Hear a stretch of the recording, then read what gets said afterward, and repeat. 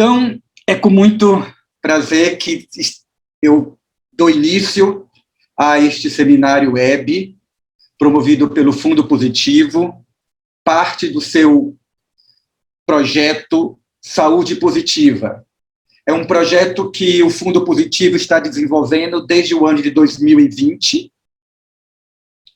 que tem a finalidade de democratizar e facilitar o acesso de informações tidas como informações do campo biomédico para lideranças de organizações da sociedade civil, ativistas no campo da saúde.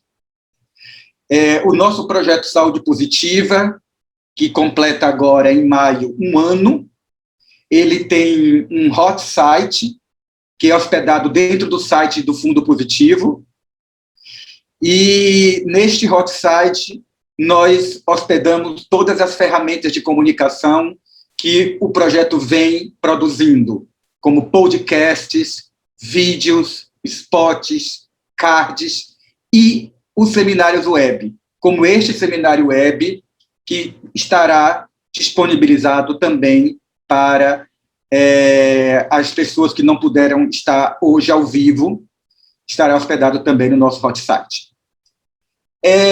O tema desse seminário é um tema que a gente tem um carinho muito especial, porque o primeiro projeto apoiado do Fundo Positivo em 2015 foi um projeto para o Movimento Nacional de Mulheres Vivendo com HIV, o Movimento Nacional das Cidadãs Positivas.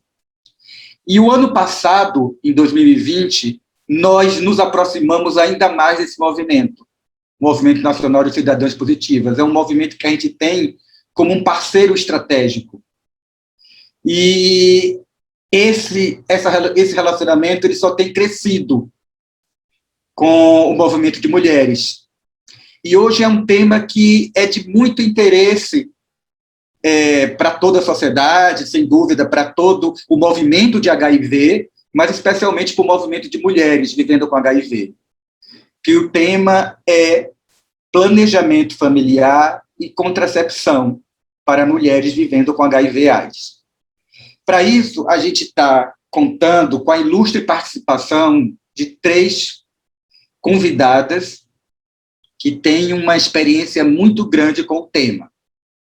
A primeira convidada é a doutora Milena Bastos Brito, aqui uma conterrânea minha da Bahia.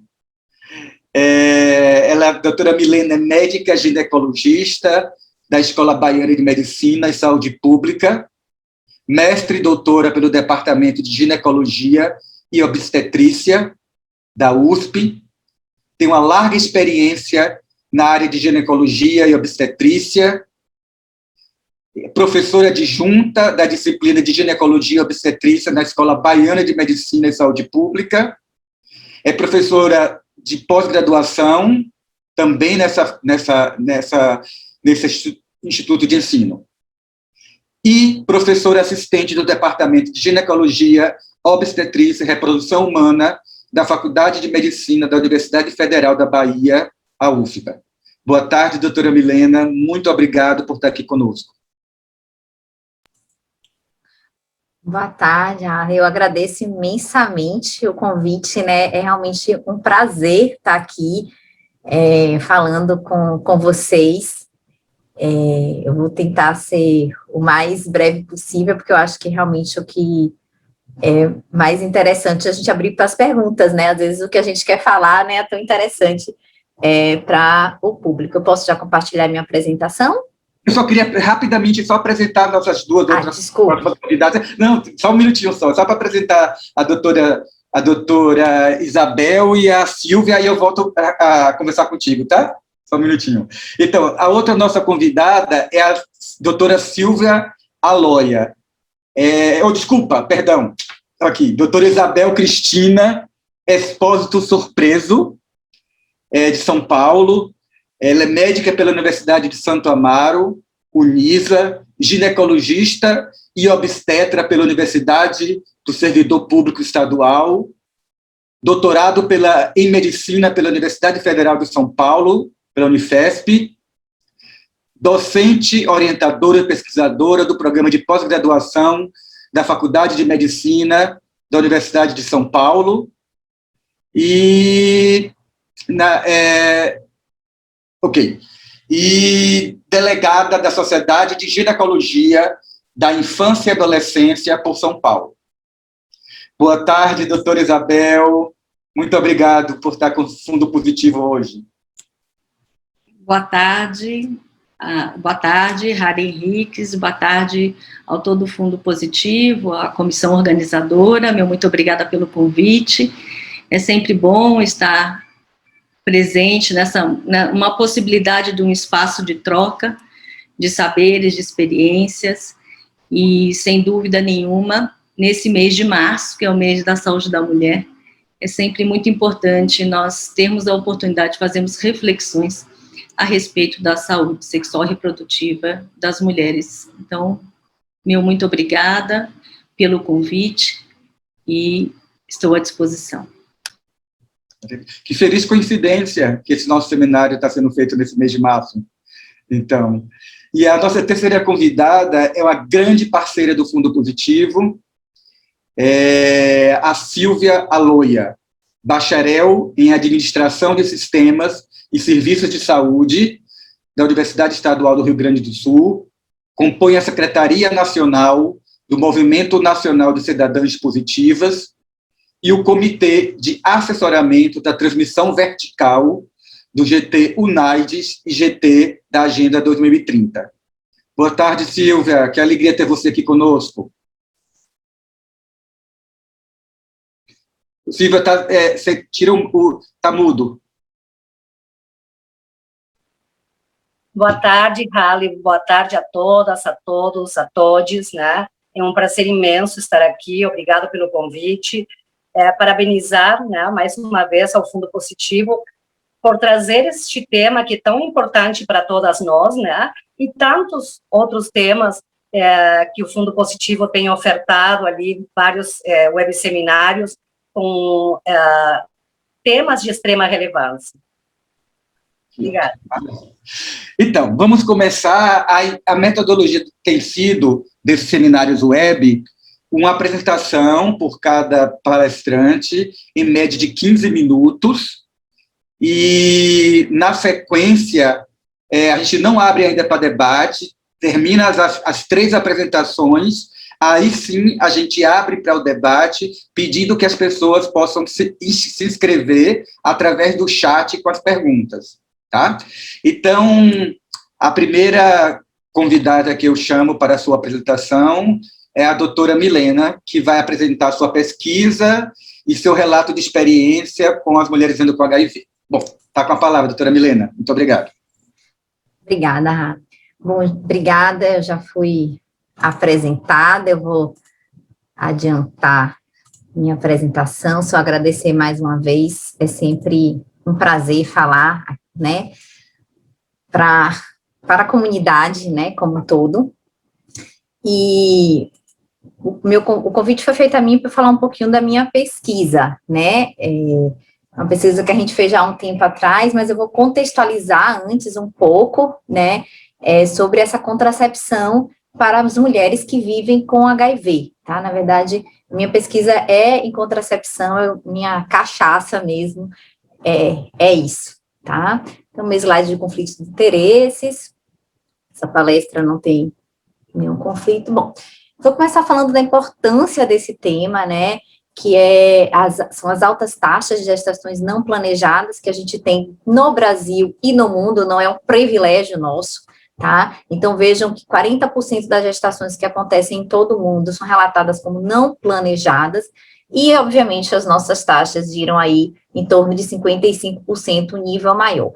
Algumas populações, essas taxas são ainda maiores, e isso inclui as mulheres que vivem com HIV, com taxas de 68% a 85% das gestações não planejadas, dados nacionais, inclusive dados aqui de Salvador, tá? E o que é uma gestação não planejada? É aquela gestação que ocorre no momento que não era esperado, no momento inoportuno, né?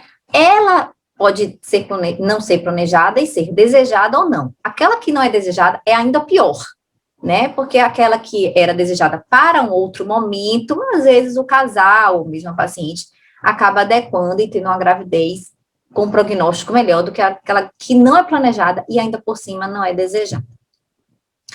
E qual o impacto dessas gestações? Por que é importante a gente falar desse tema, falar no meio acadêmico, falar na população, falar para a comunidade, realmente isso chegar a todas as pessoas e gestores, né, enfim, todos envolvidos nisso. Porque gestação não planejada aumenta índices de mortalidade e morbidade materna e neonatal infantil, tá? Então, a nível materno, as mulheres fazem pré-natal de forma inadequada e maior índices de abortos inseguros, especialmente no nosso país, onde o aborto não é legalizado, tá? Maior risco de complicações neonatais infantis, como prematuridade, é uma consequência, né? A mulher não planeja a gravidez, uma boa parte vai para um abortamento, a outra parte vai seguir na gravidez, mas não vai fazer o pré-natal, não vai fazer vacinação adequada, não vai fazer o tratamento para profilaxia durante a gestação, para redução de transmissão vertical, e a gente tem uma maior taxa de risco dessa criança nascer HIV positivo. Tá? E hoje em dia, realmente, com todo o suporte que a gente já tem, é duro você ver uma criança nascer HIV positivo. Tá? E o que a Organização Mundial de Saúde fala? Como se prevenir a transmissão vertical, né? Transmissão vertical mãe e bebê. São 4 tópicos, tá? E eu falo, e aqui o segundo tópico é justamente prevenir gestação não planejada para essas mulheres.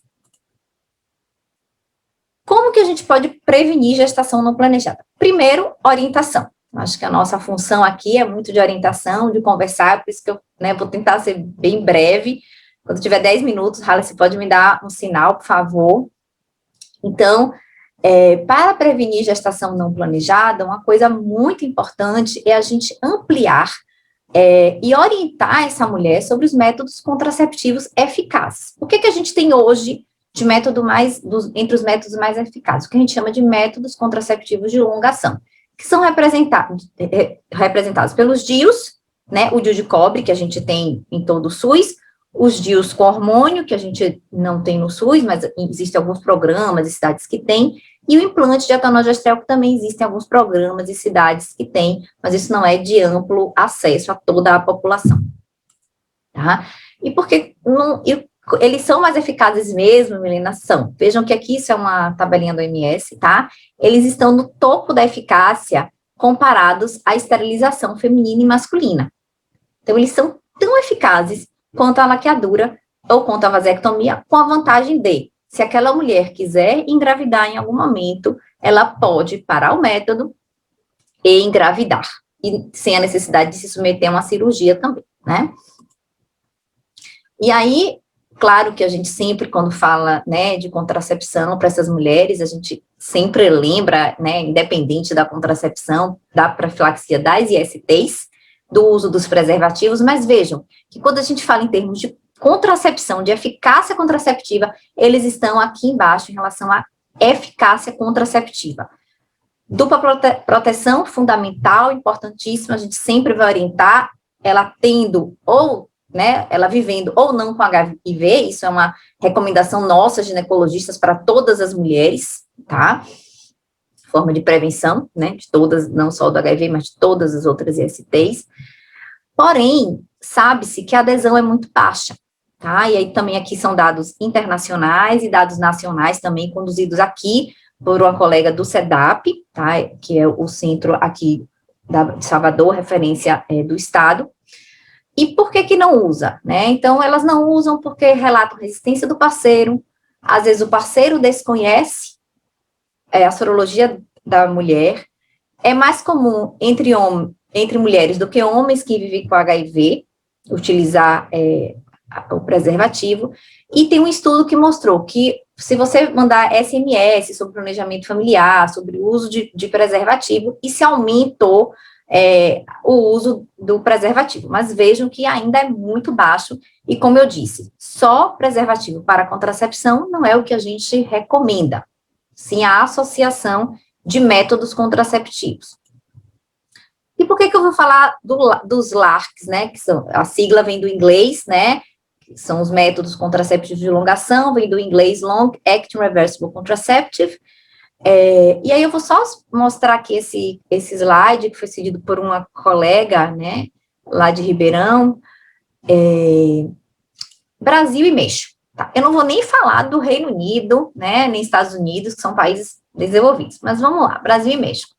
Aqui de verde está a nossa taxa de gestação não planejada, né, 55%, de cinza, a nossa taxa de uso de contraceptivo, então, bacana, 80% da nossa população usa contraceptivo, porém, só 2% da nossa população usa métodos de longa ação, DIUs ou implante.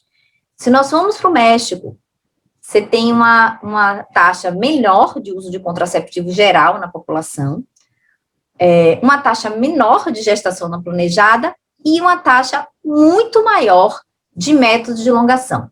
O México ele tem algumas particularidades, porque, por exemplo, os métodos de elongação podem ser ofertados e procedimentos que são inseridos, muitas vezes, pelas matronas, né, pelas parteiras daquele país, tá? Não necessariamente por equipe médica. Bom. E a mulher que vive com HIV? O que é que ela pode usar, né? Como, Helena, você falou de métodos de elongação, é porque eu pesquisei sobre isso, eu já vou mostrar na sequência bem pouco da pesquisa, não vou entrar no mérito disso. E aí a gente segue muito os critérios do OMS, isso aqui é disponível, gente, na internet, tem um aplicativozinho de celular também, que você baixa, e vem essa classificação, porque a gente precisa decorar isso, tá? Isso, hoje em dia, com o smartphone, a gente tem um acesso fácil à informação, deixa a nossa cachola para outras coisas. Então, a classificação, ela é simples, de 1 a 4, isso a gente precisa saber, e é como um semáforo, né? 1 e 2, a gente fala que é sinal verde, ou seja, posso usar um método sem problema nenhum. Categoria 3 é quando eu tenho mais risco do que benefício, mesmo que seja um risco teórico, então eu vou optar por um outro anticoncepcional, seria como se fosse uma contraindicação relativa, né, mais ou menos, e uma categoria 4, aí é sinal vermelho, eu não posso usar, é um risco de saúde inaceitável a prescrição daquele método para aquela situação clínica. Tá? E o que a OMS fala para as mulheres que vivem com HIV? Aquela pessoa, aquela mulher que tem um alto risco de HIV, ou seja, ela tem múltiplos parceiros, ela não usa condom, ela pode usar o que quiser. Usar um contraceptivo ou outro não aumenta o risco dela contrair o HIV, tá? Depois, dependendo do debate, surgiram alguns estudos questionando isso em relação à injeção, mas isso já caiu por terra, tá? Já tem uma recomendação da OMS em cima disso, outros estudos, então qualquer método, a mulher em risco pode usar, isso não aumenta o risco dela contrair. As mulheres que já vivem com HIV, porém estão no estágio 1 e 2, doença leve, controlada, ela pode também usar qualquer método, veja que a categoria 1 e 2. Se ela já tem a doença instalada, né, o estágio 3 e 4, aí a gente não deve iniciar um DIU pelo risco de doença inflamatória pélvica naquela inserção. Entretanto, se ela já usa o dispositivo intrauterino, seja ele com hormônio ou sem hormônio, ela pode continuar. Porque o risco o risco do DIU causar uma infecção, uma doença inflamatória pélvica, é justamente no momento da inserção, né? Então, o risco de DIP é no primeiro mês pós-inserção. Então, se ela já está usando, ela já passou o risco. O que a própria OMS recomenda é que seja feita uma triagem para as ISTs antes de você introduzir um DIU nessas mulheres, tá? Aqui, a gente consegue, mesmo no SUS, fazer realmente triagem para gonorreia e clamídia pré-inserção, para todas, já faz parte do protocolo aqui dos serviços, tá? Certamente não é a realidade de todo o país. Porém, deixa eu voltar aqui. Então, vejam, a OMS fala que ela pode usar qualquer coisa, mas se a gente for ver lá nas entrelinhas, não é bem assim, tá? A gente tem que ficar atento. Existem alguns antirretrovirais que pode haver uma interação medicamentosa, e aí a OMS fala sempre dos hormonais, aqui, desculpe o slide estar em inglês, gente, mas é porque eu não achei em português, e e ele tem esse asteriscozinho aqui, é só isso que eu quero chamar, tá? Aqui são os diversos antirretrovirais. Então, vejo que quando a gente tem um asterisco, existe um risco teórico que não foi ainda estudado entre o uso do contraceptivo hormonal e aquele contraceptivo hormonal. Foi baseado nisso, vejam que a recomendação eu botei de 2009, é antiga, é desatualizada, porque hoje não é mais assim. Se vocês pegarem o protocolo novo do OMS, ele discrimina medicação por medicação e não classe de medicação mais, tá? Porque foi isso que levou ao nosso estudo. O que a gente estudou, tá? Como eu disse, eu não vou entrar no mérito do estudo aqui, não acho que é o objetivo, posso falar depois, né, se vocês se interessarem, mas eu fui literalmente em todos os postos de saúde de Ribeirão Preto na época, captar todas as pacientes que tinham HIV positivo, né, no sistema, e nós conseguimos incluir um número bom de pacientes e fazer esse trabalho. Então, foi um trabalho muito árduo, muito bonito. Nós tivemos 3 grupos. Um grupo de mulheres que vivem com HIV, que não usavam TARV, um grupo de mulheres que viviam com HIV, que usavam lopinavir e ritonavir, e um terceiro grupo de mulheres que usavam efavirenz. Todos esses 3 grupos, foi as mulheres que desejaram entrar na pesquisa, não sei o que, foi introduzido o implante de etanolgestrel, tá? Que é um método de contração, é um implante disponível no Brasil. Atualmente, no Brasil, é o único que a gente tem esse. Fora do Brasil, a gente tem outras opções. Mas aqui, hoje, a gente só tem esse, então foi esse que a gente estudou. E desse estudo, nós geramos 3 publicações, tá?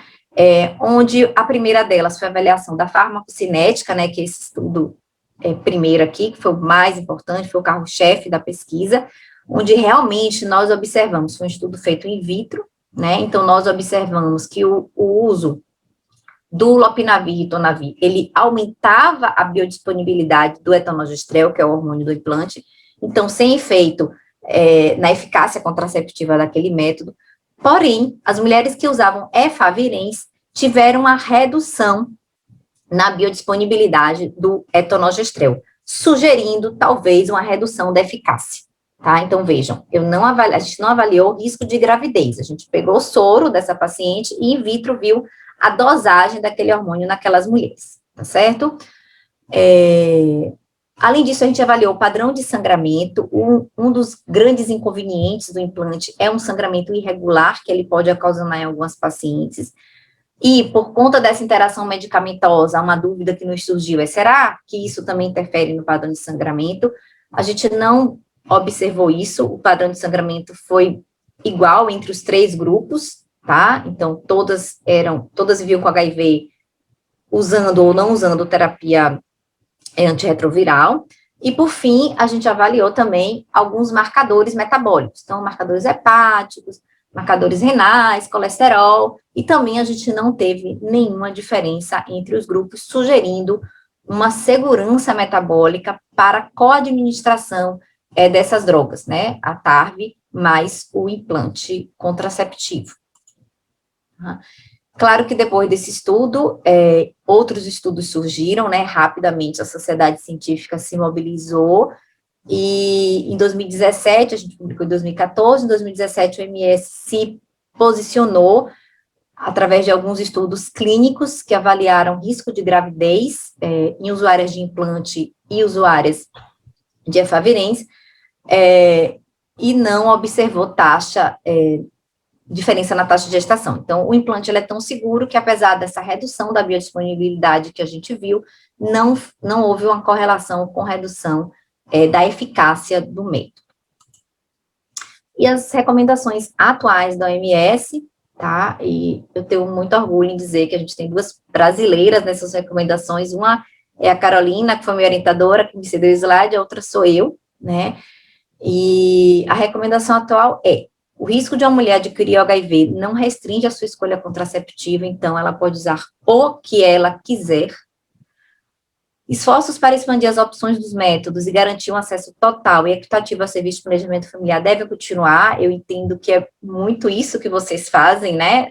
Pelo pouco que eu ouvi aqui no início da apresentação. E sempre uma ênfase reforçada no serviço de testagem e prevenção de HIV e infecções sexualmente transmissíveis é necessária, incluindo essa integração entre o planejamento familiar com esses serviços, né, para um pacote mais eficaz para essa população. Bom, era isso que eu tinha para falar, tá? E eu estou à disposição aqui para o que for necessário, está aqui meu e-mail, se alguém quiser mandar um e-mail depois para mim. Eu realmente fico muito feliz mesmo de estar presente aqui, muito grata por esse convite. Nós também ficamos, doutora Milena, muito felizes pela sua riquíssima apresentação. Estamos aqui falando a equipe do fundo, né, dessa apresentação tão rica, que, sem dúvida, vai contribuir muito para o debate, né, que a gente vai ter aqui ao término das apresentações. Obrigado mais uma vez, ficamos muito felizes com a sua presença, e agora também eu passo a fala para a doutora Isabel, que irá fazer a sua apresentação a respeito da sua pesquisa, do seu campo de trabalho e da sua vivência com as mulheres vivendo com HIV. Obrigada. Milena, parabéns da apresentação, riquíssima, belíssima. Gostaria que vocês me dessem um retorno, se eu estou compartilhando adequadamente a tela, se vocês estão vendo. E, por gentileza, Harley e Wallace, por gentileza, se puderem me comunicar com 10 minutos, eu agradeço. Então, eu sou Isabel Cristina Esposa Preso, sou professora associada na disciplina de ginecologia, na Faculdade de Medicina da Universidade de São Paulo. Gostaria de agradecer mais uma vez o Fundo de Saúde Positiva por ter me convidado para falar a respeito. Segue a minha declaração de conflito. Hoje eu vou conversar um pouquinho a respeito da vivência do protocolo de uso de anticoncepção reversível de longa duração para mulheres que vivem e convivem com HIV, que é, na verdade, a minha expertise, uma vez que eu trabalho na atenção primária à saúde da mulher, e nós fazemos muito treinamento para profissionais de saúde na área de atenção primária. Como a doutora Milena já colocou muito de explanação muito clara, planejamento reprodutivo, ele vai além de uma questão de simplesmente uma oferta de método contraceptivo. Planejamento reprodutivo está relacionado a outros benefícios não contraceptivos na saúde da mulher, que está relacionado à melhoria de qualidade de vida, está relacionado ao controle de sintomas menstruais, como tensão pré-menstrual, sangramento uterino anormal, dismenorreia, dor pélvica crônica. São tantos as melhorias com relação aos sintomas menstruais que trazem a anticoncepção de uma maneira geral. E em nível de saúde pública, também o planejamento reprodutivo, ele traz melhoria nos indicadores de saúde de uma população, estando relacionado a benefícios também de urbanização e melhoria desses indicadores. Os principais indicadores relacionados, principalmente, é a mortalidade materna, a mortalidade infantil e a redução dos abortamentos inseguros. O planejamento reprodutivo, ele é uma das estratégias de redução de morte materna e morte infantil, não a única, mas ele traz esse benefício, uma vez que ele progressivamente, lembrando aí, desde a nossa lei do planejamento familiar, mas também das nossas taxas de fecundidade, que tem caído desde que a implantação do SUS trouxe nos registros nacionais de medicamento os métodos contraceptivos, com uma ampliação desse acesso e da oferta desses métodos para as mulheres. Consequentemente, houve uma redução progressiva dessas taxas de fecundidade, traz automaticamente uma redução das taxas de gestação não planejada, aumenta o intervalo entre os partos, isso sempre é benéfico, uma vez que reduz os riscos de baixo peso, de óbitos fetais, de prematuridade. Essa mulher, quando ela aumenta esse intervalo entre as gestações, ela consegue programar melhor a sua vida sexual e reprodutiva e, consequentemente, isso traz melhorias na saúde materna, na saúde infantil. Também traz melhorias do ponto de vista social dessas mulheres, porque promove igualdade entre os sexos, faz com que essa mulher possa concluir os seus estudos, faz com que essa mulher possa planejar sua vida profissional, a sua autonomia, o seu mercado de trabalho. Então, portanto, planejamento reprodutivo, ele vai além simplesmente uma prescrição de um método contraceptivo. E pensando em mulheres que vivem e convivem com HIV, a anticoncepção, ela também está relacionada a essa redução da transmissão vertical, prevenção da transmissão vertical, tanto nas mulheres com HIV e tanto aquelas que têm parceiro, que são os casais soros discordantes. Então, auxilia na programação, por que não pensar numa gestação planejada e desejada, e, portanto, traz maior autonomia e outros benefícios não contraceptivos, como citamos, no caso de sangramento uterino anormal, melhora de anemia, melhora da qualidade de vida dessas mulheres. Mas a anticoncepção, ela sempre deve ser uma escolha e nós, profissionais de saúde, devemos auxiliar nessas escolhas para essas mulheres. Essas mulheres, elas podem e devem escolher os métodos, e aí aquele sempre baseado em questões relacionadas à segurança do retorno da sua fertilidade, aí a importância da anticoncepção reversível de longa duração, uma vez que ela tem uma alta eficácia e um retorno à sua fertilidade assim que ela deseja retirar o método. Obviamente que o aconselhamento, ele sempre deve levar em consideração as necessidades específicas de populações específicas, e ele sempre deve estar presente em todas as unidades básicas de saúde. O aconselhamento, ele é fundamental e geralmente exercido por equipe multiprofissional. A anticoncepção reversível de longa duração, portanto, eu trouxe aqui a definição, são métodos contraceptivos reversíveis que, após indicação e inserção por profissionais de saúde devidamente treinados, não precisam de intervenção do paciente. Portanto, essa é a grande facilidade desses métodos, uma vez que, muitas vezes, os métodos considerados hoje em dia de curta duração, como as pílulas ou as injeções, elas dependem que o usuário vá na unidade básica de saúde, elas dependem que do usuário busque o método, assim que termina uma cartela ou assim que chega o momento dela tomar uma nova injeção. Coisa que não ocorre com o método de longa duração, uma vez que ela permanece no mínimo por 3 anos. A doutora Milena já colocou que a classificação dos critérios elegíveis, das condições clínicas elegíveis para o uso dos métodos contraceptivos é da Organização Mundial de Saúde, e também eu costumo utilizar os critérios de elegibilidade dos Estados Unidos, que também é bastante utilizado. Quais são as anticoncepções reversíveis de longa duração? É o sistema intrauterino liberador de levonorgestrel, dispositivo intrauterino de cobre, disponível no nosso Rename em todo o Sistema Único de Saúde, e um implante subdérmico liberador de etonorgestrel. Esses 3, portanto, têm uma duração bastante ampla, e agora pensando na nossa pandemia por Covid, quem utiliza essa contracepção teve, sem dúvida nenhuma, um fator protetor maior, porque, afinal de contas, pôde permanecer por um tempo até a possibilidade da sua troca, um adiamento da troca, mais uma vantagem dos métodos de longa duração, e como já colocado na apresentação anterior, são métodos tão bons quanto e eficazes à vasectomia e ao implante.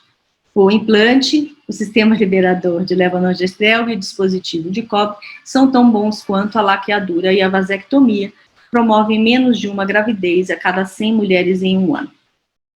Nós sabemos que as taxas e falhas desses métodos muitas vezes podem ser maior, principalmente em adolescentes, e a anticoncepção reversível de longa duração, mesmo em populações vulneráveis, ela mantém taxas estáveis, independentes, portanto, da idade ou do tempo de uso. E sempre costumam perguntar, mas Isabel, precisa fazer, isso vai onerar o SUS no sentido de fazer algum exame complementar ou alguma propedêutica clínica mais aprimorada para nós trazermos esse insumo para o Sistema Único de Saúde?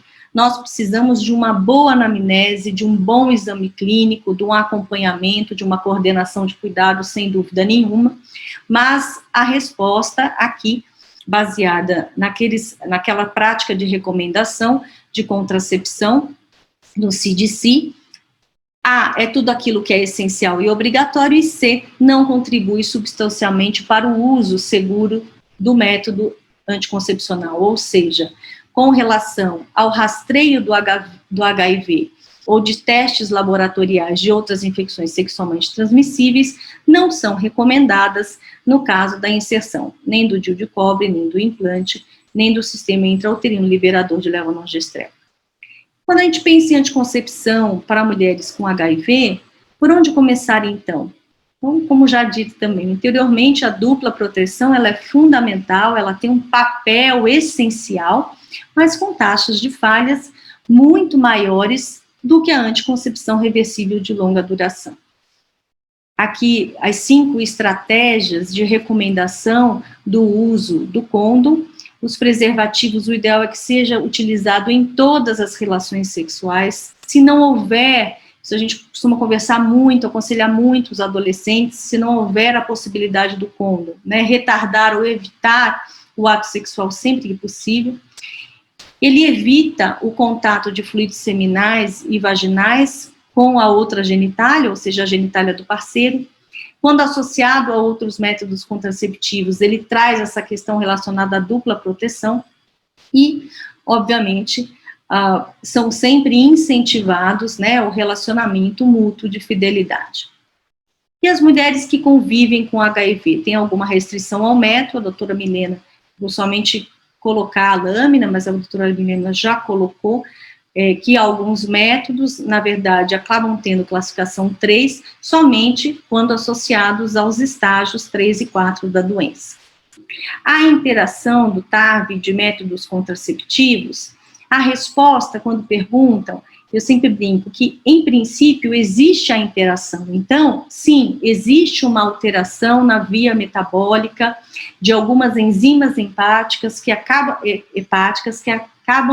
estando relacionada, né, à metabolização dos estrogênios e progestagênios. Mas a resposta é não, não há contraindicação para nenhum método contraceptivo. Então, sim, existe essa interação, como muito bem colocado, porém, não há contraindicação ao uso do método.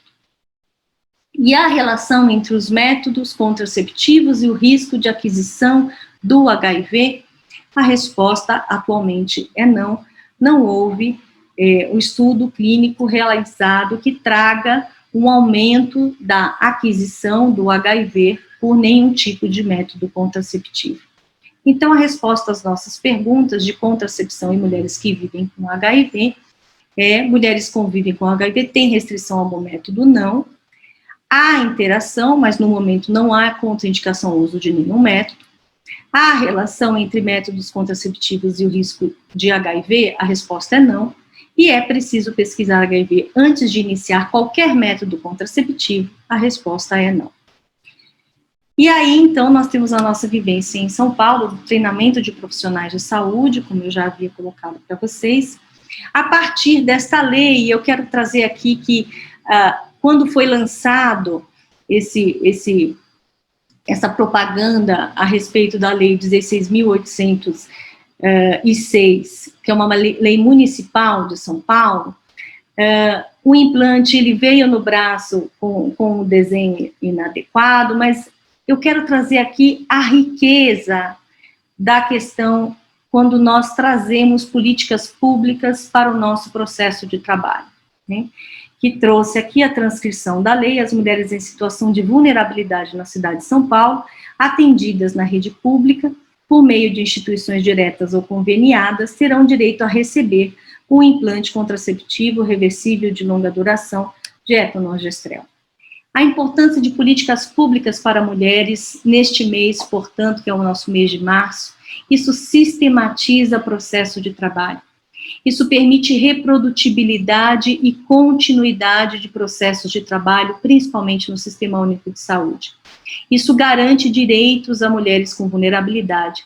Isso amplia método contraceptivo e, consequentemente, Isso amplia a possibilidade na luta, não é a única, mas é uma das ferramentas que temos para a redução de morte materna, morte infantil e aborto em condições de insegurança de nossas mulheres. E essa lei, ela veio trazer, portanto, a necessidade da criação de protocolos clínicos dentro da Prefeitura de São Paulo para a inclusão desse método. Então, se você tem protocolo clínico, você tem que ter o treinamento. Então, aí, em seguida, vem as instituições de ensino a participarem e participam ainda ativamente, não somente a USP, a Unifesp, outras instituições de ensino, Unicamp, participam de treinamentos de profissionais de saúde na rede de assistência à saúde da mulher. E, portanto, é fundamental para a ampliação de oferta de métodos contraceptivos, uma vez que esse método ele passa a ser disponível e ele não está no nosso Registro Nacional de Medicamentos. Portanto, fundamental foi a instituição de protocolos clínicos dentro da Prefeitura. E como é que funciona essa dispensação? Costuma-se ter muito mito a respeito disso, né? Mas como que eu vou ficar com essa medicação aqui na minha farmácia? A gente faz, às vezes, treinamentos para o pessoal da farmácia, né? E simples, estabelecer protocolo clínico com clareza, estabelecer e publicar em locais onde tenha acesso. Então, hoje em dia tem lá no acesso na Prefeitura de São Paulo, o doutor Adalberto deixou lá em acesso o protocolo clínico bem estabelecido para a utilização. E também veio o protocolo clínico para sistema intrauterino liberador de levonorgestrel. Então, não houve somente o protocolo clínico para o implante, houve também para o sistema intrauterino liberador de levonorgestrel, que também beneficia as mulheres em duas questões. Na anticoncepção, por quê?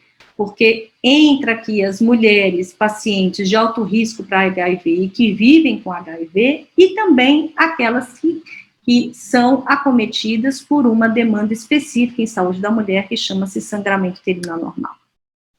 Instituído esses dois protocolos clínicos, que aqui o do implante entra também as mulheres, como eu já havia dito, que vivem e convivem com HIV, como é que funciona, portanto, essa dispensação? A primeira coisa foi o treinamento. Treinamento é treinamento contínuo. Por que eu falo contínuo? Porque na atenção básica nós temos uma rotatividade muito grande de médicos, nós temos uma rotatividade muito grande de profissionais de saúde, né? Então, a educação, ela é sempre contínua.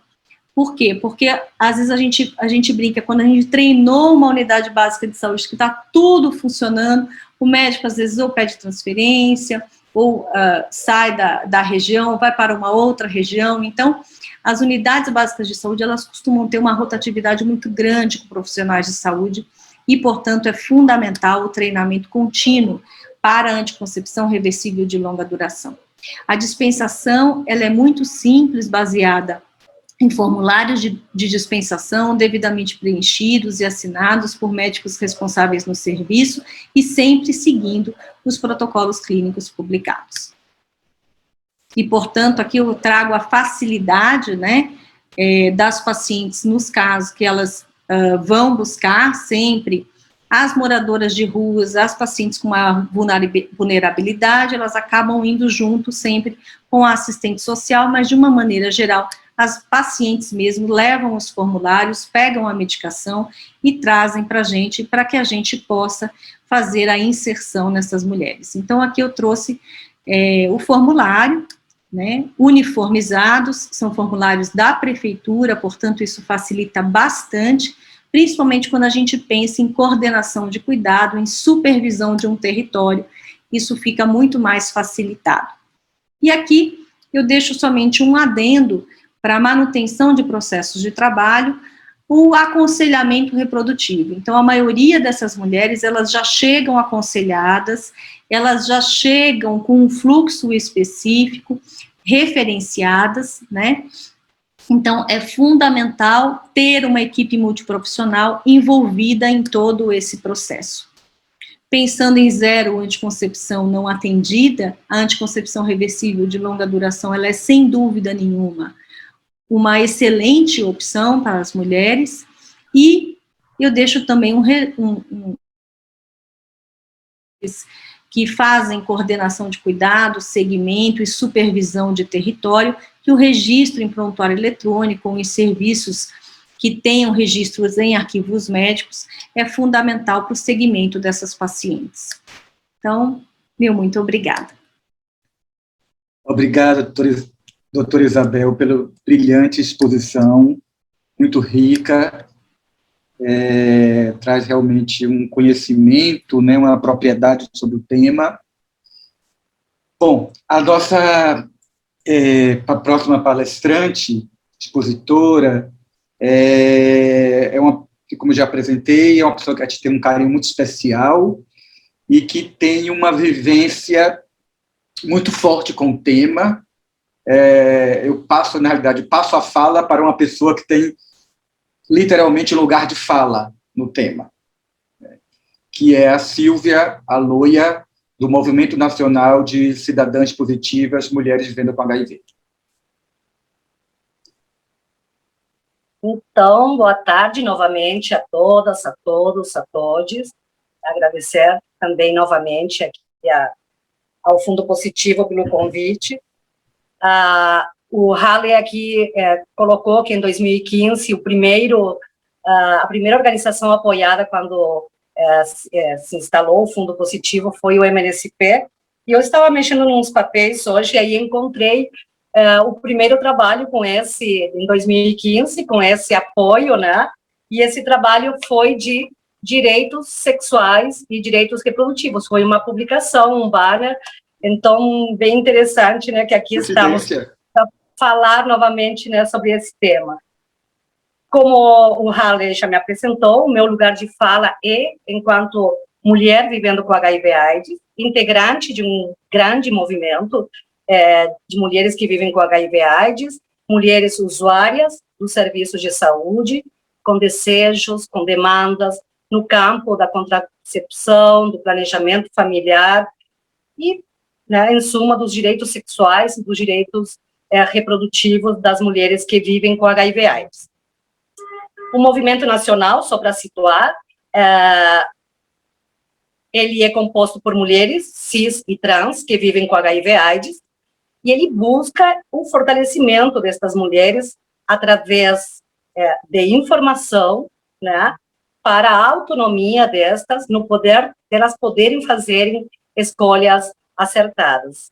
Então, nós atuamos incessantemente, nós estamos em vários espaços, contribuindo e pressionando para que hajam políticas públicas em que as mulheres vivendo com HIV possam ter realmente seus direitos garantidos, e dentre esses direitos, os direitos sexuais e os direitos reprodutivos.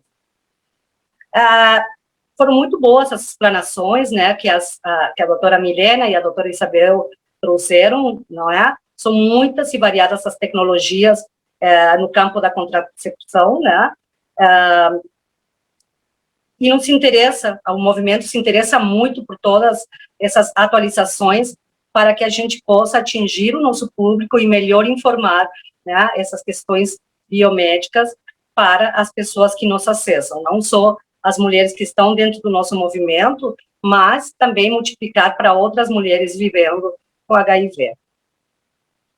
Mas, contudo, na ponta, né, os relatos de mulheres vivendo e em nossas experiências de vida, enquanto mulheres que vivemos com HIV/AIDS, que descobrimos a sorologia na gestação, que outras tiveram gestações pós-HIV, nós vemos que temos um caminho, né, ainda longo a trilhar para esse acesso. Nesses espaços que nós atuamos, nós temos acompanhado diversas pesquisas e estratégias referente a fluxos, a linhas de cuidado de mulheres, adolescentes, jovens, mulheres em idade reprodutiva, né, construções riquíssimas, né, mas são sérias e diversas ainda as dificuldades de implementação na ponta, né, nos municípios que tem especificidades regionais, culturais, num país, né, de dimensões continentais, né? Então, licença.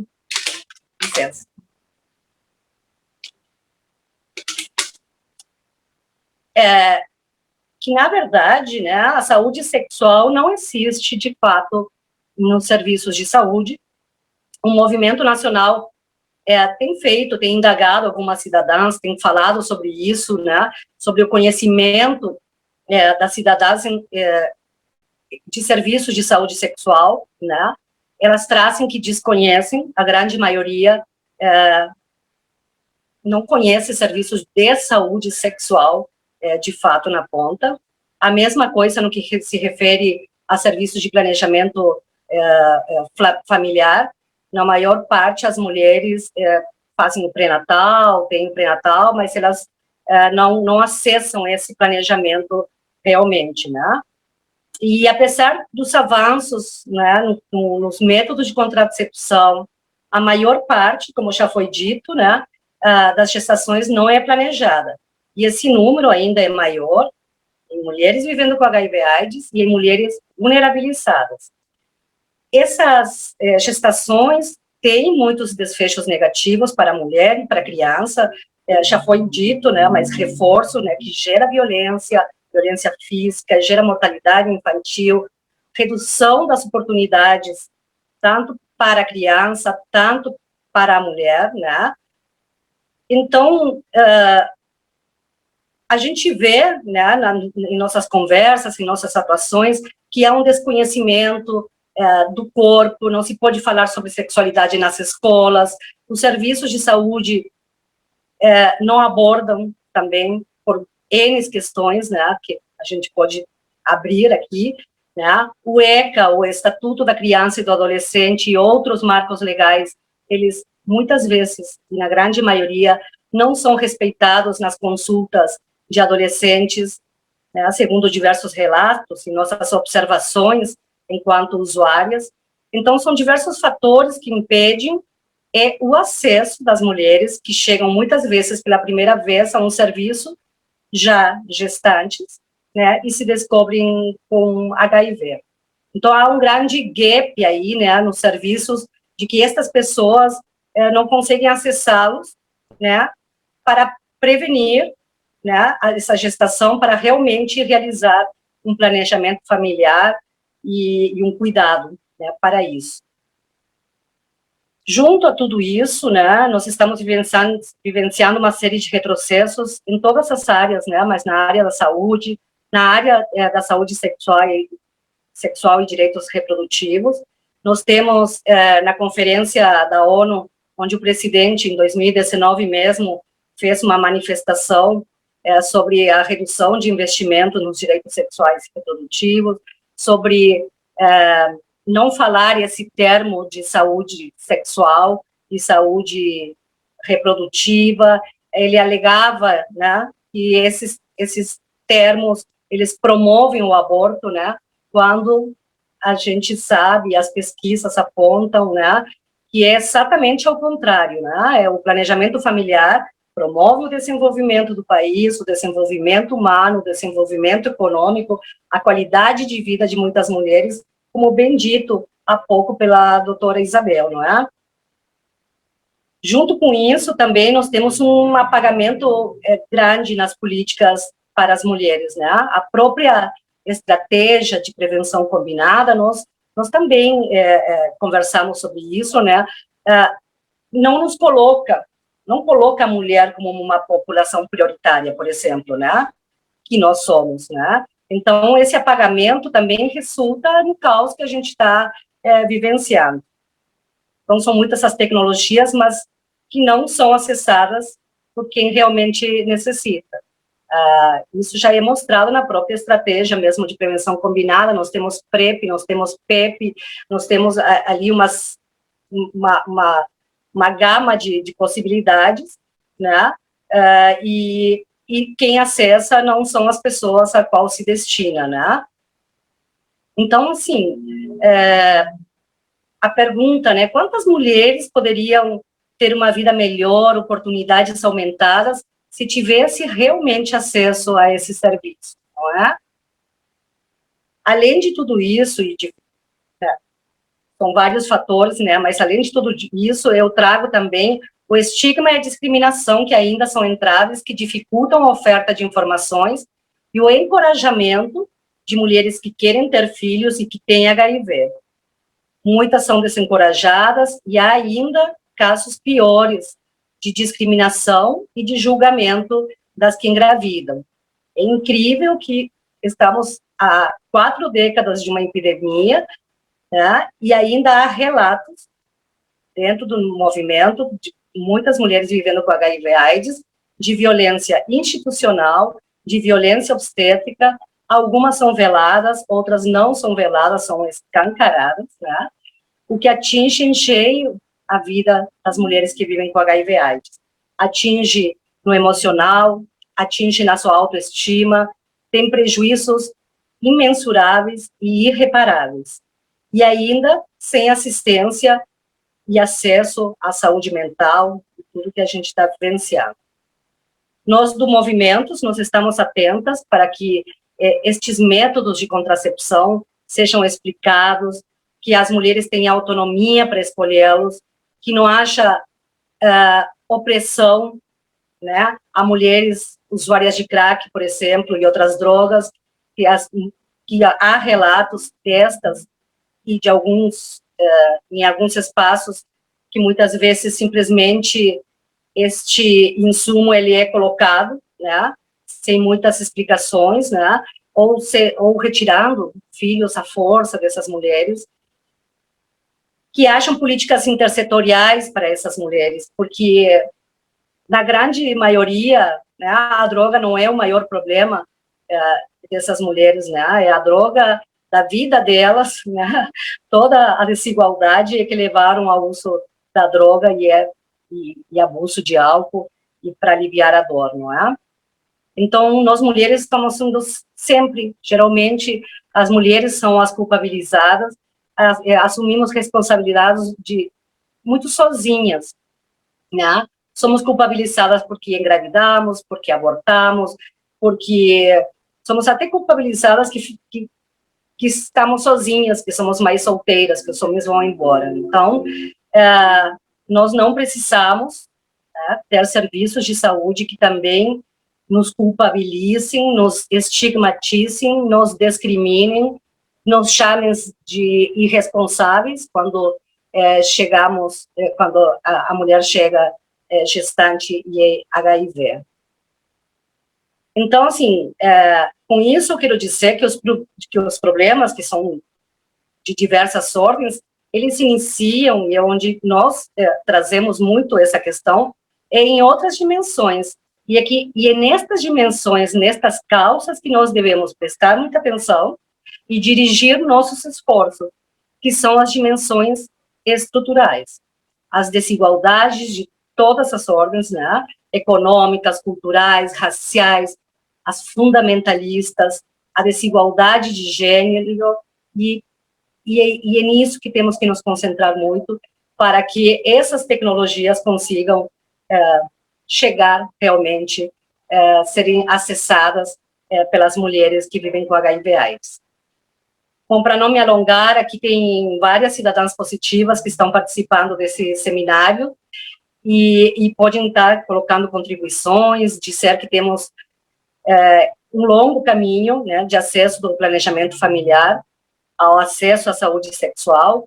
Nós também defendemos que estas temáticas devem estar no cotidiano dos jovens, nas escolas, nas mídias sociais, porque, como eu já tinha dito, muitas, né, também não conhecem seus corpos, né. Há um ano atrás, abri um parênteses, algo que me chamou a atenção, estava muito quente em Porto Alegre, um ano e meio atrás, fomos uma vizinha, amiga, uma pessoa que eu vi na barriga da mãe, né, ela tem 25 anos, e nós fomos na piscina. E ela, pela primeira vez, ela usou OB. Aí, numa hora, ela fez um comentário, ai, tô louca para ir no banheiro, mas daí eu vou ter que tirar o OB, será que eu tiro o OB? depois não vou poder colocar o mesmo, né? Aí nós falávamos, né, mas por que você vai tirar o OB, né? Tem uma cordinha, você... Não, porque se não tirar o OB, ele vai encher de xixi, ela disse, né? Bom, resumindo, assim, essa pessoa que, né, que é uma amiga, que é uma conhecida, que é uma pessoa que está perto de mim, ela não conhece o corpo dela, né? Ela não sabe que são duas vias diferentes, onde está o OB e onde faria xixi, né? Então, assim, isso aí também me levou a algumas reflexões, como a gente tem, isso aí não foi falado para ela, em lugar nenhum. Ela tem uma filha de 8 anos, isso não foi falado para ela em lugar nenhum, não foi falado na escola, em aula de ciência, não foi falado na unidade de saúde, né? Então, assim, né, como a saúde sexual e a saúde reprodutiva estão extremamente, né, interligadas, e nós precisamos desses serviços realmente acontecendo, né? E, mais ou menos isso, nós, do movimento, seguimos na luta para ampliar o acesso à informação, o acesso a esses insumos, né? A maiores pesquisas, nós lutamos muito por maiores pesquisas nos corpos femininos, né, com HIV e com o uso de antirretrovirais, né, maior acesso ao direito de ter ou não ter filhos, de forma segura, de forma de termos esses filhos saudáveis, sem HIV, ou de não morrermos com abortos inseguros, né? Essa questão, né, trazendo um pouco a questão desse acesso, né? Incrivelmente, nós temos municípios brasileiros, e um deles é aqui, Porto Alegre, né, que está em um ranking de transmissão vertical, ou seja, nós temos tecnologia, nós temos, né, que haveria um risco de 2% dessa transmissão, né? E mesmo com a tecnologia nós não conseguimos. Então, realmente os aspectos estruturais, os aspectos sociais que não permitem que essa mulher tenha uma criança sem HIV, né? E, para findar aqui, nós nos colocamos, enquanto movimento, sempre à disposição para participarmos como agregadoras de valor, né? Como pesquisadoras, para que haja zero transmissão vertical, para que haja zero discriminação, que é um grande entrave, né? Que ainda, né, que não tenhamos mais transmissão vertical, né? Que não tenhamos mais gestações indesejadas. E que avancemos, de fato, né, no campo, né, dos direitos sexuais e dos direitos reprodutivos das mulheres que vivem com HIV/AIDS. Por enquanto é isso, né, e vamos continuar aí juntos. Obrigada. Desculpa. Obrigado, Silvia. Como é rico, né, trazer essa fala, né, essa fala do lugar de fala. O ano passado eu participei também de um seminário tratando sobre esse tema, mas depois até a gente sentiu falta, né, da presença de um espaço que tivesse realmente a contribuição da vivência de mulheres vivendo com HIV. Então, muito rica a contribuição da Silvia, né, que traz desse coletivo a qual ela faz parte. Então, estamos aqui do fundo, falando aqui nos bastidores, que está uma tarde muito rica de apresentações. Muito obrigado a todas novamente. Aqui eu vou dar, antes de começar aqui o debate, eu vou dar aqui um salve, né, como se diz hoje em dia, para as nossas organizações, membros da rede de apoiados pelo Fundo Positivo, que estão aqui presentes, como, por exemplo, o Igualdade Guaíba, do Rio Grande do Sul, o Dandara de Pernambuco, o Gold do Espírito Santo, o Estrela Guia de Santa Catarina. Muitos desses projetos trabalham com mulheres cis, com mulheres trans, o DEPAC Fronteira, Gestos, a Associação Caririense de Luta contra a AIDS, o Cordel Vida.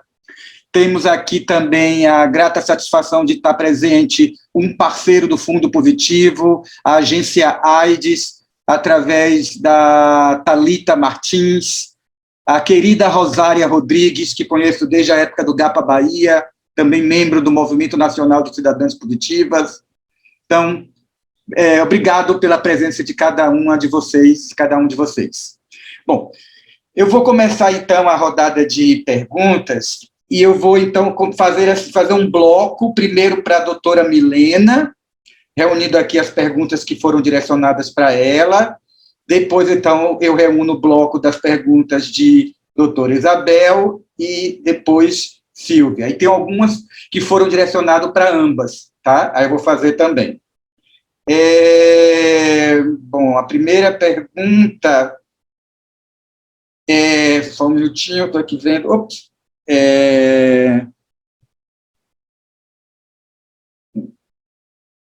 Essas perguntas. Doutora Milena, existem estudos conclusivos sobre efeitos colaterais dos contraceptivos versus ARV versus corpos de mulheres vivendo com HIV? Isso é uma pergunta, inclusive, para ambas. Se a doutora Isabel também puder estar pegando essa pergunta. E aí, ela complementa com saúde sexual reprodutiva no Brasil, na prática real, acaba se resumindo do pré-natal. Isso é fato. Minha pergunta é para, então, as duas. Quais são os gargalos, entraves, que dificultam, impedem uma abordagem na rede básica de saúde sobre saúde sexual reprodutiva, planejamento familiar, como preconizado no papel? Não acontece em geral. E como está essa situação no atual momento da Covid-19? Bom, eu só não entendi a primeira pergunta. Ela quer saber se a gente tem estudos conclusivos sobre a TARV... Os efeitos da AR e os efeitos colaterais dos contraceptivos. Tá, então, a gente... Conclusivo... difícil dizer assim conclusivo, mas a gente sim tem estudos, né, mostrando que não há efeitos colaterais, assim, eles são similares, tá? Então, não existe uma diferença em relação a efeitos colaterais, seja eles metabólicos, acho que alguém perguntou alguma coisa de trombose aqui, seja eles cardiovasculares, sejam nos lípides, não existe diferença, os estudos não mostraram diferença em relação a esses efeitos colaterais. O que a gente tem são estudos em relação à eficácia contraceptiva, interação medicamentosa. Então, isso a gente já tem, a maioria dos estudos são in vitro, né, mas a gente já tem alguns estudos com alguns antirretrovirais, também não são com todos, mostrando que alguns antirretrovirais reduzem a eficácia contraceptiva. E aí, eu não vou entrar no mérito, mas... geralmente os anticoncepcionais que eles são via oral, que eles são combinados, porque existem os anticoncepcionais que têm 2 tipos de hormônios, na rede, eu vou falar que é o que tem na rede, que é o microviral ciclo 21, tá, que é o que a maioria da população utiliza, então eles fazem interação com algumas medicações orais, por conta da metabolização hepática, existe uma enzima, que é a P450, mas é isso, não quero entrar muito nesse detalhe.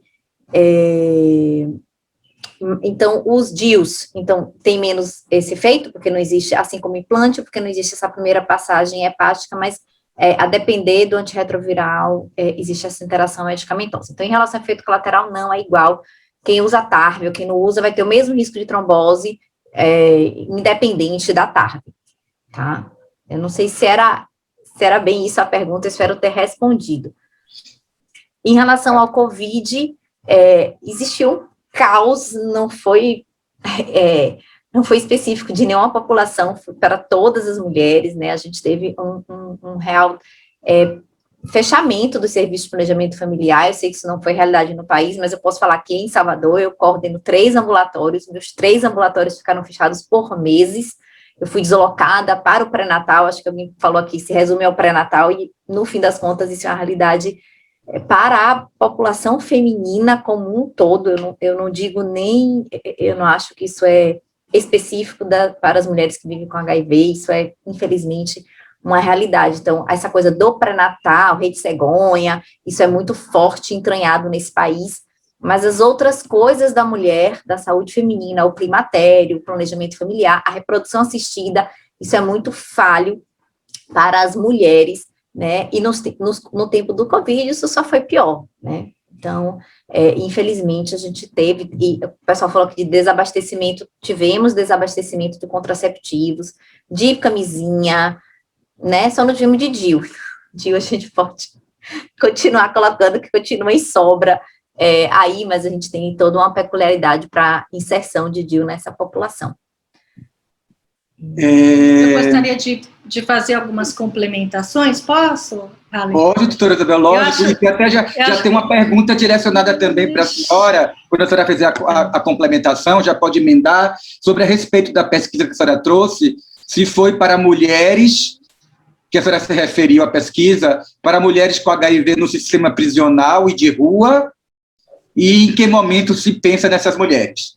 Então, puder... Isso a fala da doutora Milena, ela é sempre muito rica, né, então a gente, só para complementar também, né, Milena, que a gente tem que lembrar que a própria terapia antirretroviral, porque, assim, o que eu quero dizer é que sempre colocam muito o holofote no método contraceptivo, né, mas a própria terapia antirretroviral, ela traz consequências para o indivíduo, né, então ela traz algumas condições de saúde para aquele indivíduo que toma, né, então ela pode trazer resistência insulínica, ela pode trazer dislipidemia, ela pode trazer toxicidade, né, enfim, a depender, obviamente, né, do que se utiliza, do tempo que se utiliza, do tempo de doença, de carga viral, mas de qualquer maneira, sempre um pouco, colocam muito holofote no método contraceptivo, e nas duas nossas apresentações, doutora Milena, a gente trouxe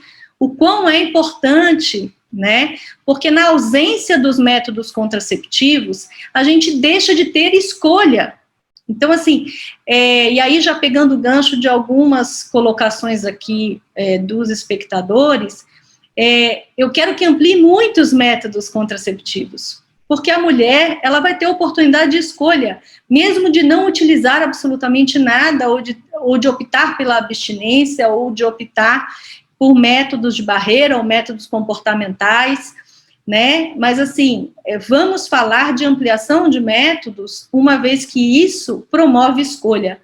Não ter escolha é, sem dúvida nenhuma, um beco fechado, uma janela fechada para essas mulheres, né, é assim que eu visualizo o planejamento reprodutivo.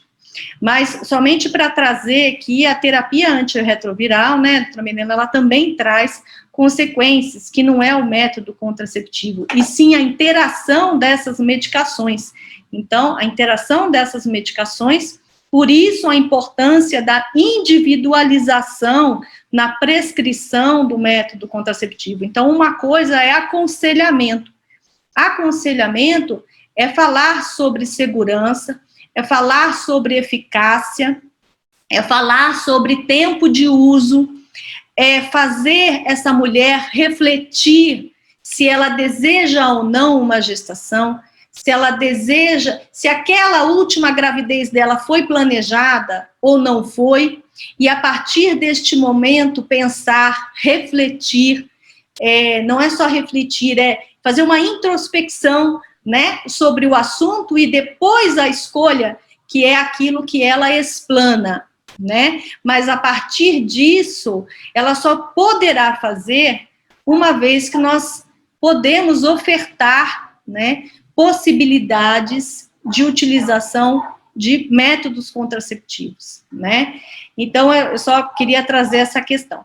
Uma coisa que a doutora Milena falou muito importante, que é a rede cegonha, né, doutora Milena, então assim, lembra das minhas lâminas que eu coloquei uma das estratégias de redução de morte materna, morte infantil e aborto inseguro? O planejamento reprodutivo é uma dessas estratégias. mas a uniformização de processos de trabalho, a aderência, né, a programas de Ministério da Saúde, de protocolos clínicos, obviamente sempre baseados em evidências, mas a aderência desses protocolos uniformiza.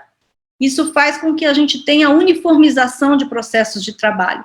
Para quem trabalha unicamente no Sistema Único de Saúde, isso é fundamental. E essa é uma das estratégias também de redução de morte materna, morte infantil. Então, a aderência a protocolos clínicos, a aderência à sistematização de processos de trabalho, isso uniformiza e também reduz morte materna, morte infantil e abortos inseguros. E aí eu deixo um adendo para as pessoas que trabalham com o pré-natal, né, doutora Milena, da colocação da anticoncepção reversível de longa duração no pós-parto, né, que eu acredito que a doutora Milena também depois possa falar, fundamental essa adesão, mas ali falando de planejamento reprodutivo, falar sobre planejamento reprodutivo durante o pré-natal. Nós sabemos que o pré-natal, o puerpério, é uma janela de oportunidade do profissional de saúde, porque ele está ali com aquela gestante, no mínimo, 6 consultas durante o pré-natal, né? Vamos pensar num mínimo de consulta, a gente tem que trabalhar pela Organização Mundial de Saúde para a gente ter um pré-natal de qualidade, aí no mínimo 6, então, assim, vamos falar nessas 6 vezes sobre planejamento reprodutivo.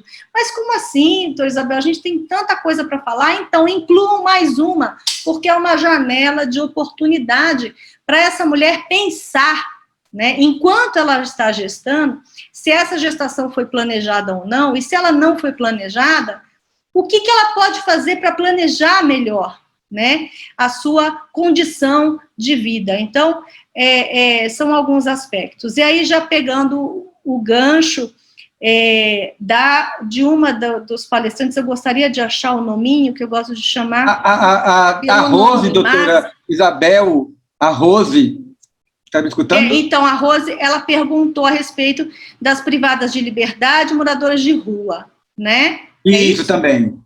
Tá.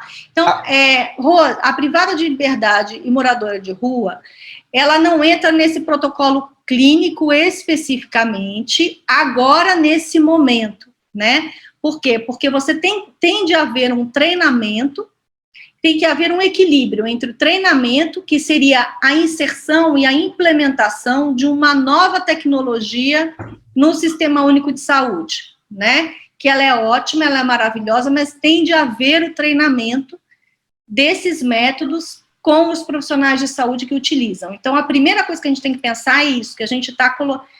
Não são novas medicações, estão no mercado já há muitos anos, porém, no SUS, elas estão sendo implementadas. Então, isso requer um treinamento, né, e um período de aprendizado.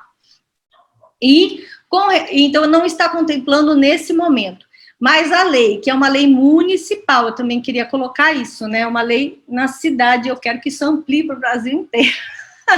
Porque pela nossa Política Nacional de Atenção Integral à Saúde da Mulher, na última revisão, que traz as especificidades, as mulheres, né, com especificidades, e traz ali as vulneráveis, e esse conceito de vulnerável, pela Política Nacional, ele é amplo, e aí sim, ele abrange as mulheres que vivem no sistema prisional. Então, eu quero mais que esse protocolo clínico amplie. Lembrar que eu não faço parte, eu estou na rede para treinamento, né?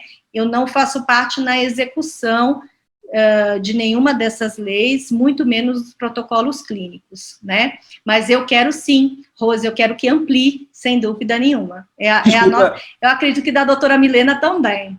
Doutora Isabel, só me desculpando, porque na realidade quem direcionou essa pergunta foi a Rosária, mas do Movimento Nacional de Cidadãs Positivas, mas a Rose, do Cordel Vida, ela faz uma pergunta, inclusive direcionada à senhora, sobre o contraceptivo subdérmico, seria recomendado para mulheres que tiveram trombose venosa, vivendo ou não com HIV. Sim, é recomendado. sim, é recomendado. Inclusive, nesses casos também entrariam os progestagênios de uma maneira geral, e também o sistema intrauterino liberador de levonorgestrel, e também o dispositivo intrauterino de cobre. O problema é que a maioria dessas pacientes estão usando anticoagulantes, consequentemente, às vezes sangram muito, porque estão usando os anticoagulantes, porque tiveram trombose. Então, veja que o caso tem que ser individualizado, né? E, muitas vezes, é melhor, né, a opção terapêutica, se houver a possibilidade de escolha, né, o melhor seria o sistema intrauterino liberador de levonorgestrel e o implante subdérmico também. Não sei a opinião da doutora Milena, eu gostaria de ouvir também. Não, Isabel, você já foi perfeita aí na sua fala, é isso mesmo, né? Não tenho mais nada a acrescentar, não. Eu só vou puxar um gancho aqui, que o pessoal está questionando muito a atenção primária, né? Eu vi aqui no chat. Gente, a atenção primária é a porta de entrada, e a comunicação é a porta de entrada, né? Isabel falou aí dos treinamentos, então, assim, é treinar equipe. Eu vou falar 2 minutos, Harley, só de uma oportunidade que eu vivi no Maranhão, no interior do Maranhão, em Balsas, eu não sei se alguém aqui conhece, é uma cidade de super acesso, super difícil, um verdadeiro transtorno ir para lá, e nós fomos para lá fazer um treinamento, uma capacitação para a extensão de DIU de cobre, tá? Que era o que tinha que tem na rede, uma parceria da OPAS, OMS, com o governo do Maranhão. E na ocasião, a gente capacitava os agentes comunitários, os professores, né? Toda a sociedade, ela é envolvida. Então, eu não tenho dúvida que começa pela atenção primária, tudo, né, gente? Então, a comunicação na atenção primária, existe um preconceito do profissional, existe um preconceito da sociedade, existe um preconceito da família, né? Então, é educação. Eu acho que é a educação, por isso que esses debates, assim, são realmente parabéns, são fundamentais, para a gente seguir adiante, né? Então... doutora Milena, já que a senhora está, então, com o microfone, tem aqui a Jo Menezes, da Gesto de Pernambuco. Ela faz uma colocação e uma pergunta. Nós, do movimento feminista, hoje nos referimos a planejamento reprodutivo ao invés de planejamento familiar, para que todas as pessoas lembrem que temos direitos reprodutivos e que pressupõe o nosso direito à escolha dos métodos com informações seguras e qualificadas. A minha pergunta vai nessa direção. Como se dá a escuta das mulheres e como se dá o processo de decisão delas? Isso especialmente para as mulheres em situação de rua, usuárias de álcool e outras drogas.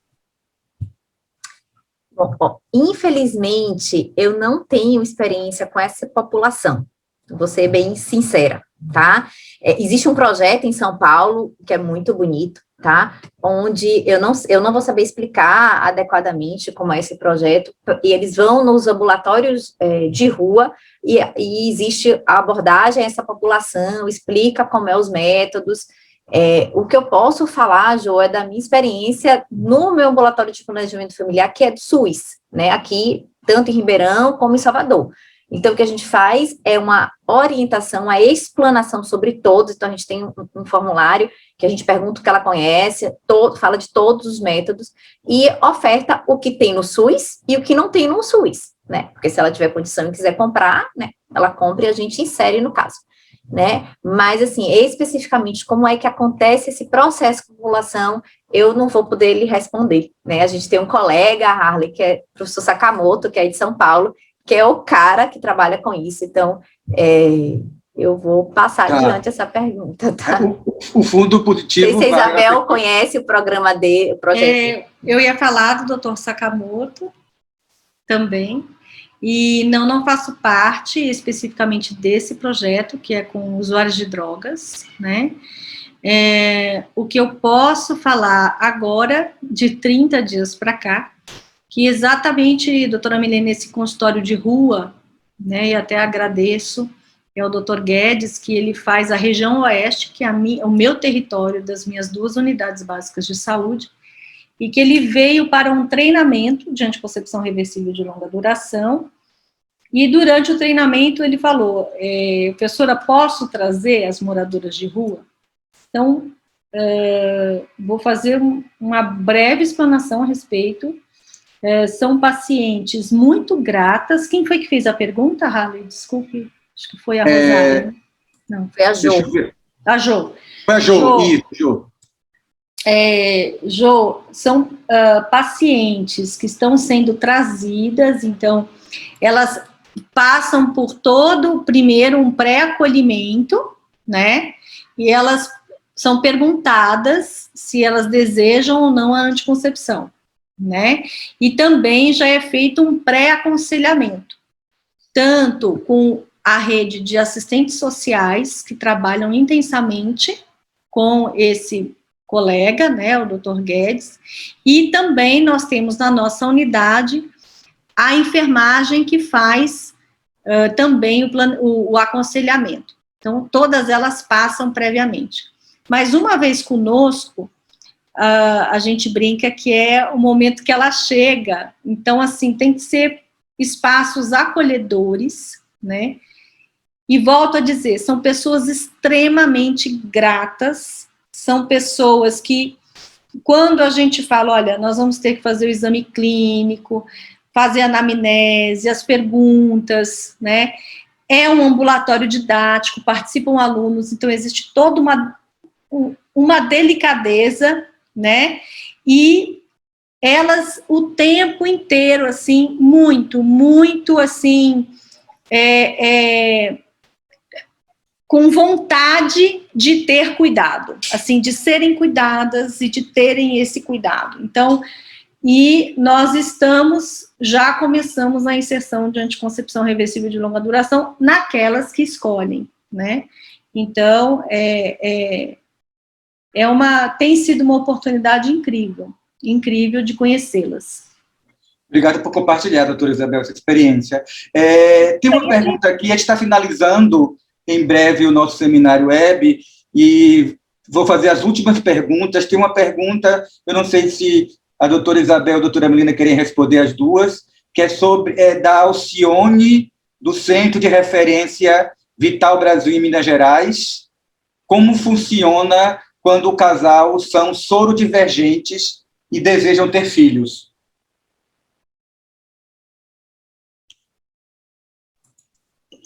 Bom, eles têm que procurar um serviço de fertilização, né, de reprodução assistida. A gente tem poucos no SUS, mas a gente tem alguns. Existem alguns laboratórios que estão se equipando para atender essa população que vive com HIV, que é sorodivergente, né, porque a gente precisa de todo um equipamento, né, obviamente separado para não haver contaminação, né, então... eu realmente, eu sei que Ribeirão Preto e São Paulo, de novo vou passar para a Isabel, né, aqui em Salvador a gente não tem nem serviço de reprodução assistida pelo SUS, mas em Ribeirão Preto eu tive a oportunidade de estar lá, e na época, já tem 8 anos que eu saí de lá, existia esse projeto, né, de ter um laboratório específico para essa população HIV, que vive com HIV e que fosse mesmo que não seja sorodivergente, mesmo que sejam ambos soropositivos, é ideal, né, que a gravidez, que a gente faça mesmo a reprodução, para não haver essa contaminação. Obrigado, doutora Milena.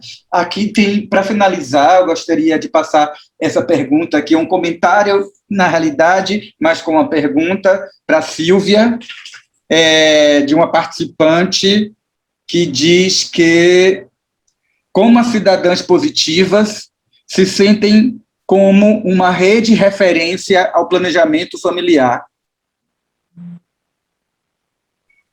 Então, sim. Nós somos uma rede de referência no sentido de levar a informação, de acompanhar, de atender nesse lugar das mulheres que vivem com HIV/AIDS como usuárias, né? Nós atuamos em todo o Brasil, nós temos representações estaduais, municipais, grupos de convivência, né? Hoje, pelo WhatsApp, muitas dessas mulheres que participam nesses grupos algumas ainda não estão no movimento, não é? Mas a gente consegue acessar, né, várias mulheres que vivem com HIV/AIDS mesmo fora do movimento.